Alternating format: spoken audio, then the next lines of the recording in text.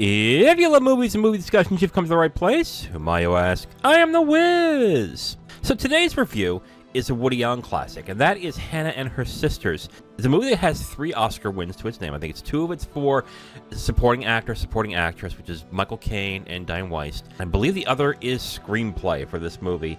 And I can understand why when watching it, but I also have some issues with it, so let's just discuss that right now. Basically, this film is about the relationships of the upper crust New York around that time.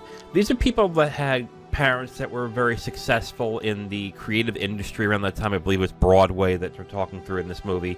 These are people that I guess are a little elitist, stuffy, kind of full of themselves in a sort of way. But honestly, even if they are of that type, Woody Allen's writing actually elevates the script more to be making some of them likable or even goofier or funnier in some ways. And that, I think, is the best part of this film, because the writing of this film, when it comes to the comedy, is actually really good. It's got some really good jokes in it.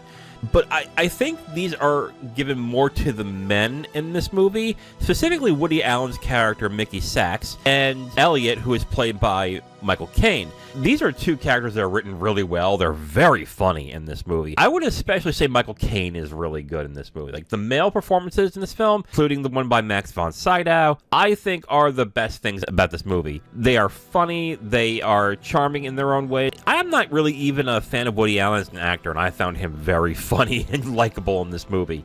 And I was actually very surprised by that, since I was expecting a title of Hannah and Her Sisters, that the sisters are probably going to be the main characters and the most important characters in this film, and it doesn't feel like this. They are story-wise, but I think the female performances, with the exception of Dianne Weist, are incredibly muted and kind of boring in this movie. We have Mia Farrow as the main character, Hannah, and I gotta be honest with you, she was the least interesting of any of the characters in the film. And then there is Barbara Hershey, who plays Lee, who is fine. I will say she's fine, but not all that terribly interesting.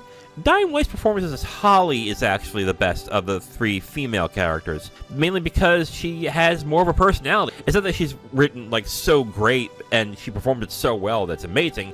It's just that she's the one that has the most personality of the 3, and actually has more of a struggle in the film than the other 2 as well. But if I'm being honest, when it compares to Caine's character, Allen's character, or even Max von Sydow's character, she is the least of those 4, which is kind of sad because I've seen other movies that she's in, and she's actually really good in those films. And in Law & Order, of course, if you remember her as the DA around that time. But what's interesting about Woody Allen's films is that it is the characters and the story and the comedy is what drives everything forward, and the result of what's good and bad is kind of mixed. The good parts of the film are basically Michael Caine dealing with his emotions when it comes to Lee. But somehow it doesn't work as well when it gets ripped back to Hannah. Hannah is meant to be a very supportive character, a very loving character in this film, but she just comes off as boring because she doesn't have much else to that character. Now, you can also say, well, that is the character. There really isn't much to her.